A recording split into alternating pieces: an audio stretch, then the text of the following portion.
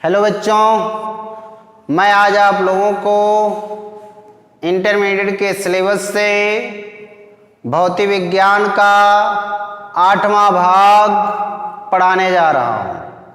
इस 8वें भाग में आपको बहुत सी चीज़ें ऐसी पढ़नी है जो आप पढ़े हो या नहीं पढ़े हो, उसे आप अच्छी तरह से पढ़िएगा। कोई भी दिक्कत होती है तो आप ज़रूर बताइएगा। चलिए शुरुआत करते हैं। लेंस की फोकस दूरी की लेंस के पदार्थ का अपवर्तनांक पर निर्भरता कैसे होती है। मतलब लेंस जो फोकस दूरी होती है वो लेंस वाले पदार्थ के अपवर्तनांक पर किस प्रकार निर्भर करती है, इसके विषय में आज मैं आप लोगों को बताऊंगा। यहाँ पर देखिए इंग्लिश में dependency of the focal length of the lens on the refraction of the lens कहते हैं। चलिए अब आप लोगों को बताते हैं लेंस के अपवर्तन का सूत्र। लेंस के अपवर्तन का सूत्र। लेंस के अपवर्तन का सूत्र क्या है? 1/f बराबर क्या? n-1 एक कोष्टक में 1/r1 - 1/r2 है। लेंस के अपवर्तन का सूत्र मैंने अवतल और उत्तल से दोनों सिद्ध किया है कि 1/f बराबर n-1 एक कोष्टक में 1/r1 - 1/r2। यदि यहाँ पर एक शर्त है, यदि लेंस की फोकस दूरी, यदि लेंस की फोकस दूरी y में FL हो, y में FA हो तथा द्रव में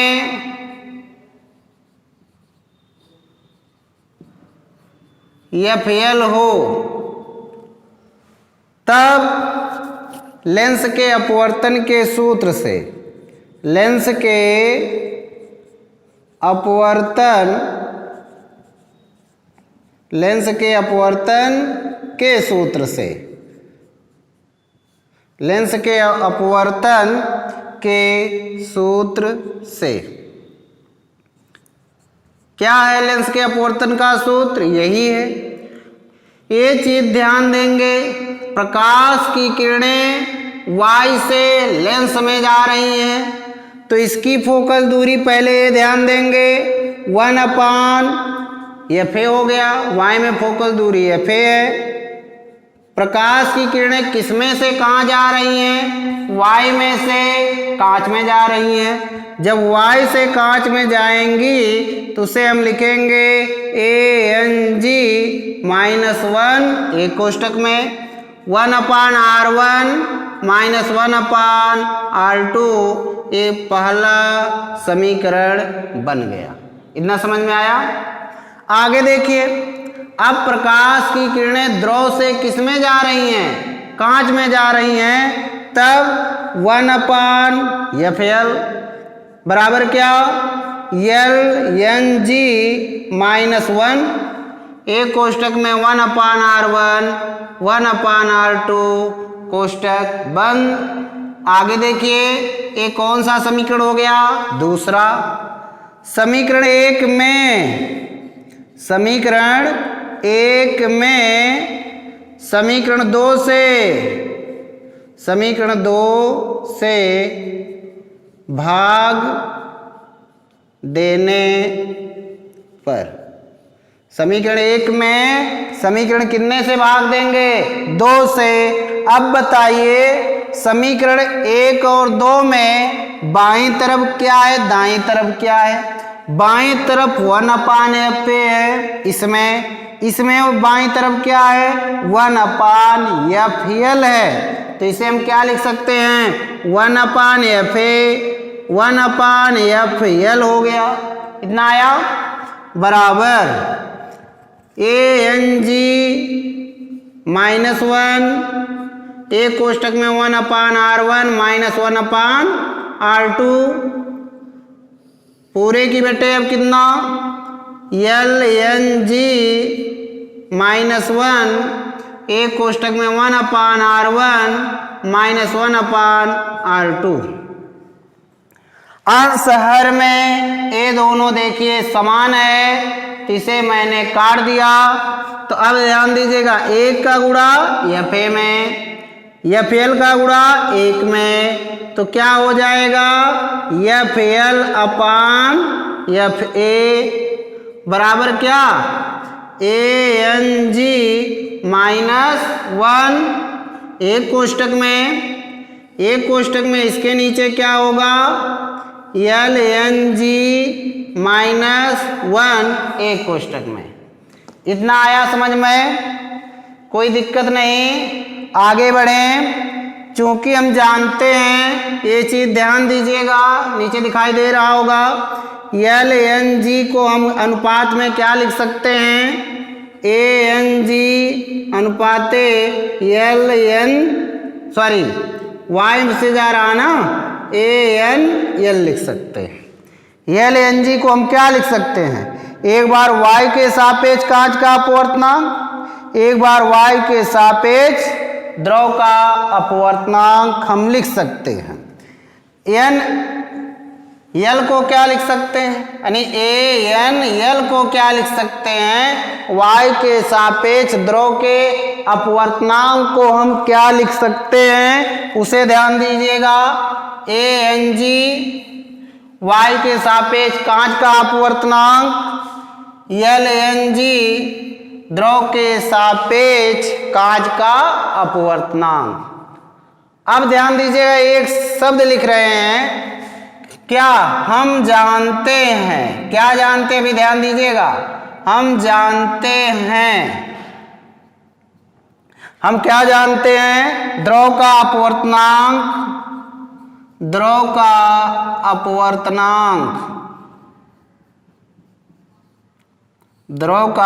अपवर्तनांक सदैव 1 से अधिक होता है, सदैव 1 दिखाई नहीं दे रहा है, ध्यान देना। हम जानते हैं द्रव का अपवर्तनांक सदैव 1 से अधिक होता है। इतना आया समझ में, कोई दिक्कत? अब आगे देखिए क्या है, अभी तो आपको इतना ही बताए हैं, इसमें आपको कई चीजें बताएंगे। निर्भरता का मतलब यही होगा द्रव हो और लेंस हो, द्रव का अपवर्तनांक लेंस के पदार्थ के अपवर्तनांक के बराबर हो, तब लेंस का व्यवहार क्या होगा, लेंस तब कैसा होगा, इसके विषय में। दूसरा हो सकता है जब द्रव का अपवर्तनांक लेंस के अपवर्तनांक के बराबर हो, मतलब वो जिस पदार्थ का बना है उसके बराबर हो, सॉरी 2 बार हो गया, एक बार सभी चीजों को सुन लीजिए। क्या मैंने पहला बताया, यदि द्रव का अपवर्तनांक लेंस के अपवर्तनांक, मतलब लेंस जिस पदार्थ का बना है अगर उस अपवर्तनांक के वो बराबर है, तब लेंस कैसा व्यवहार करेगा। दूसरा क्या हो सकता है, द्रव का अपवर्तनांक लेंस के पदार्थ के अपवर्तनांक से अधिक हो, तब लेंस कैसा व्यवहार करेगा, लेंस की प्रकृति कैसी होगी, ये जानना है। तीसरा क्या हो सकता है, अब की बार लेंस के पदार्थ का अपवर्तनांक द्रव के अपवर्तनांक से अधिक हो, तब लेंस कैसा व्यवहार करेगा द्रव में डुबोने के बाद। तो यही चीज आपको यहाँ समझानी है, इसलिए ये सारी चीजें अभी तक लिखे हैं। हम जानते हैं द्रव का अपवर्तनांक सदैव 1 से क्या होता है, अधिक होता है। ठीक, क्या था LNG को हम अनुपात में क्या लिख सकते हैं, ANG अपान ANL। ANL को क्या लिख सकते हैं, ANG अपान LNG। लेकिन हम जानते क्या बेटा, हम जानते हैं द्रव का अपवर्तनांक सदैव 1 से क्या होता है, अधिक होता है। इसलिए ANL 1 से क्या होगा, बड़ा होगा। ANL किससे बड़ा होगा, 1 से। ANL का मान हमने क्या पाया है, ANG अपान LNG। ANG अपान LNG क्या है, 1 से बड़ा। अब ध्यान दीजिए त्रियक कैसे होता है। हमने रैखिक समीकरण में कई चिन्ह पढ़े थे। कक्षा 9 की बात याद करिए, रैखिक समीकरण जब आप लोग पढ़ रहे थे, ये क्या था, जिसकी ओर मुंह खुला था बड़ा था, जिसकी ओर मुंह नहीं था उधर छोटा था, और ये चीजें से अधिक, से बराबर, से कम, से बराबर, ये चीजें व्यक्त किया करते थे। लेकिन अब आज वो चीजें हैं नहीं। अब ध्यान दीजिए, इसे हम क्या लिख सकते हैं, ANG बड़ा है LNG से। अब दोनों तरफ ध्यान दीजिएगा, दोनों पक्षों में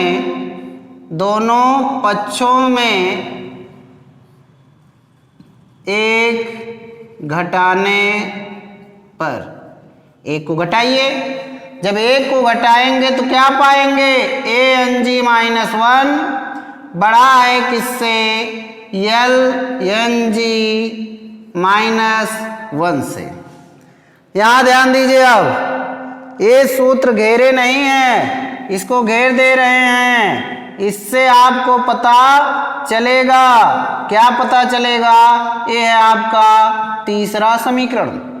समीकरण 3 से क्या करेंगे, FL यहाँ पे ANG बड़ा किससे है, LNG -1 से। तब FL जो होगा बड़ा किससे होगा, यहाँ सॉरी, समीकरण 3 से स्पष्ट है, समीकरण 3 से स्पष्ट है कि FL बड़ा होगा किससे, FA से।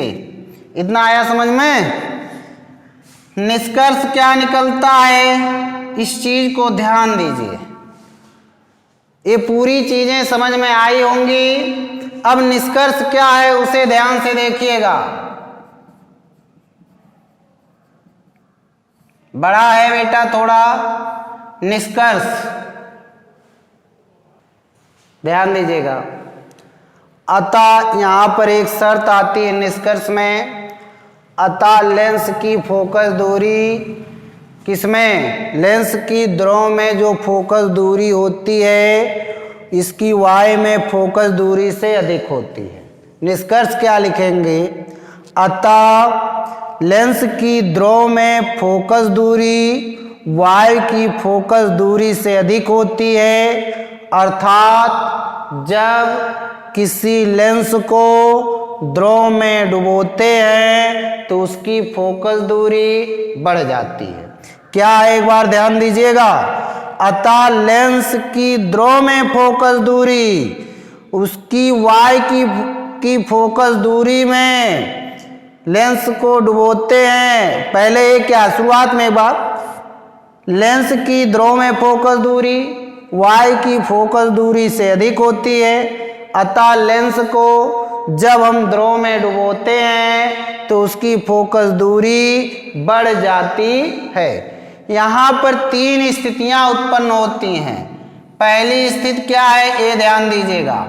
कितनी स्थितियां उत्पन्न हुई हैं, 3 स्थितियां उत्पन्न हुई। निष्कर्ष में यही था कि जब हम ये ध्यान देंगे किसी लेंस की ध्रुव में फोकस दूरी और उसकी वाई में फोकस दूरी से अधिक होती है, मतलब जब हम किसी लेंस को ध्रुव में डुबोते हैं तो उसकी फोकस दूरी बढ़ जाती है। इससे निष्कर्ष निकलता है यहाँ पर 3 स्थितियां हो सकती हैं। पहली स्थिति क्या है? यदि लेंस को ध्रुव में डुबोने पर लेंस के पदार्थ के अपवर्तनांक के बराबर हो। यदि हम किसी लेंस को ऐसे ध्रुव में डुबोएं कि उस लेंस के पदार्थ का अपवर्तनांक और उस द्रव के अपवर्तनांक के बराबर है, तो लेंस की फोकस दूरी में क्या प्रभाव पड़ेगा, लेंस की प्रकृति में क्या व्यवहार होगा, ये चीज हमें जानना है।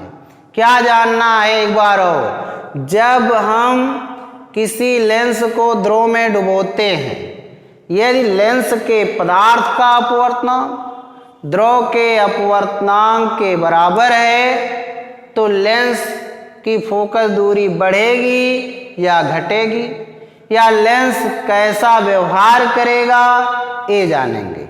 ध्यान दीजिएगा, पहली स्थिति है यदि लेंस को ऐसे ध्रुव में डुबोइए कि वो लेंस जिस पदार्थ का बना है, मतलब उसका अपवर्तनांक द्रव के अपवर्तनांक के बराबर हो, तो लेंस की प्रकृति पर क्या व्यवहार होगा? ध्यान दीजिए, उसकी फोकस दूरी अनंत हो जाती है। जब द्रव का अपवर्तनांक और लेंस जिस कांच का बना है, जिस पदार्थ का बना है, इसका अपवर्तनांक और इसका अपवर्तनांक दोनों सेम हो जाएं, तब लेंस पर क्या प्रभाव पड़ेगा? तब लेंस की फोकस दूरी अनंत हो जाएगी और लेंस द्रव के भीतर समतल प्लेट की भांति व्यवहार करेगा। आ गया पहला निष्कर्ष। निष्कर्ष यही है कि इस पहली स्थिति है, यदि द्रव का अपवर्तनांक लेंस जिस पदार्थ का बना है उसका अपवर्तनांक यदि दोनों आपस में बराबर हैं तो लेंस को हम ध्रुव में डुबो दें ले जा करके। जब इसे हम ध्रुव में डुबो देंगे बेटा, इस चीज को ध्यान दीजिएगा कि लेंस की फोकस दूरी क्या होती है? लेंस की फोकस दूरी अनंत हो जाती है। कैसी होती है? अनंत होती है। फर्क कितना? अब लेंस कैसा? उत्तल लेंस और अवतल लेंस को ले जाके ऐसे 2 लेंस होंगे, इनको जब डुबो देंगे तो समतल प्लेट की भांति व्यवहार करेंगे। किसकी भांति व्यवहार करेंगे? समतल प्लेट की भांति व्यवहार करेंगे। दूसरी स्थिति देखिए, केस नंबर 2 क्या है, कंडीशन नंबर दूसरी क्या है उसे देखिए। ध्यान दीजिए, दूसरी स्थिति, जैसे ये लेंस है, लेंस के पदार्थ का अपवर्तनांक जैसे n1 हो गया और ये ध्रुव हो गया, ठीक। ध्रुव का अपवर्तनांक मैंने n2 ले लिया। यदि लेंस का अपवर्तनांक ध्रुव के अपवर्तनांक से अधिक हो, ठीक, तब ऐसे लेंस को ध्रुव में डुबो दिया जाए। ऐसे लेंस को ध्रुव में डुबो दिया जाए तो लेंस की प्रकृति पर कोई फर्क नहीं पड़ता है, उस पर कोई प्रभाव नहीं डालता है। अगर वो उत्तल लेंस है तो उत्तल लेंस होगा, अवतल लेंस है तो अवतल लेंस ही होगा। दूसरा क्या है? यदि लेंस जिस पदार्थ का बना है, लेंस के पदार्थ का अपवर्तनांक मैंने n1 लिया और ध्रुव का अपवर्तनांक n2 लिया। अब लेंस के पदार्थ का अपवर्तनांक ध्रुव के अपवर्तनांक से अधिक है, तब यदि हम लेंस को किस में डुबो देंगे? ध्रुव में डुबोएंगे तो लेंस की प्रकृति पर कोई फर्क नहीं पड़ेगा। उत्तल लेंस है तो उत्तल लेंस की भांति व्यवहार करेगा, अवतल लेंस है तो अवतल लेंस की भांति व्यवहार करेगा। इतना आया। अगला क्या, केस नंबर 3, कंडीशन तीसरी क्या है। अब यहां पे द्रव का अपवर्तनांक मैंने n2 लिया। यदि लेंस के पदार्थ का अपवर्तनांक जैसे n1 है, यदि ये द्रव के अपवर्तनांक से क्या रहा, छोटा रहा। अब की बार क्या है, मैंने जो द्रव लिया उस द्रव का अपवर्तनांक अधिक कर दिया और लेंस जिस पदार्थ का लिया उसका अपवर्तनांक कम कर दिया। मतलब अब लेंस को हम द्रव में डुबो दें तो लेंस की प्रकृति बदल जाएगी। उत्तल है तो अवतल लेंस की भांति व्यवहार करेगा, अगर अवतल लेंस है तो उत्तल लेंस की भांति व्यवहार करेगा। मतलब समझ में आ गया। जब ये लेंस है, ये लेंस के पदार्थ का अपवर्तनांक मैंने n1 लिया, जब इस पदार्थ का अपवर्तनांक द्रव के अपवर्तनांक से कम है तो ऐसे लेंस को हम द्रव में ले जाके डुबोएंगे तो लेंस के पदार्थ का अपवर्तनांक कम है और द्रव का अपवर्तनांक, द्रव के पदार्थ का अपवर्तनांक अधिक है। तो ऐसी स्थिति में लेंस की प्रकृति बदल जाएगी। अगर वो उत्तल लेंस है तो अवतल लेंस की भांति, अगर वो अवतल लेंस है तो उत्तल लेंस की भांति व्यवहार करता है। बस एक नोट है, उसे ध्यान दीजिए। बस इसमें इतना ही 8वें भाग में। अब आपको इसमें कई चीज़ें मैंने देखिए बताया है। ये निर्भरता मेन सूत्र आपका यही है, ए, ठीक। और यहाँ पर ये आपको समझ में आया होगा। इसके बाद मैंने 3 निष्कर्ष बताया। उस तीनों निष्कर्ष में आपको ये भी होगा, कई लोग क्वेश्चन पूछते हैं लेंस को द्रव में डुबोते हैं क्या लेंस की प्रकृति बदल जाती है। तो वहाँ 3 कंडीशन होती है। लेंस जिस पदार्थ का बना है और द्रव के अपवर्तनांक के बराबर है, ठीक है, तो उसकी फोकस दूरी क्या होती है, अनंत हो जाती है।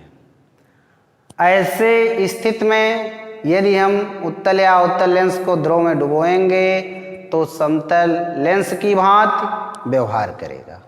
लेकिन जब कांच का अपवर्तनांक, मतलब लेंस जिस पदार्थ का बना है उसका अपवर्तनांक किससे, द्रव के अपवर्तनांक से अधिक है, तो लेंस की प्रकृति पर कोई व्यवहार नहीं होगा। उत्तल है तो उत्तल लेंस, अवतल है तो अवतल लेंस होगा। दूसरा है, यदि द्रव का अपवर्तनांक लेंस के पदार्थ के अपवर्तनांक से अधिक है तो ऐसे लेंस को यदि हम द्रव में डुबोएंगे तो उसकी प्रकृति बदल जाएगी। यदि वो उत्तल लेंस है तो अवतल लेंस की भांति, यदि वो अवतल लेंस है तो उत्तल लेंस की भांति व्यवहार करेगा। बस आज के वीडियो में इतना ही। पीडीएफ भी लोड हुआ है, अगर पीडीएफ नहीं पहुंच रहा है तो आप कमेंट बॉक्स में ज़रूर लिखिएगा, क्योंकि पीडीएफ से ही आप नोट को बनाते रहिएगा। आज के लिए इस वीडियो में इतना ही। अब अगले भाग में मिलेंगे, ठीक।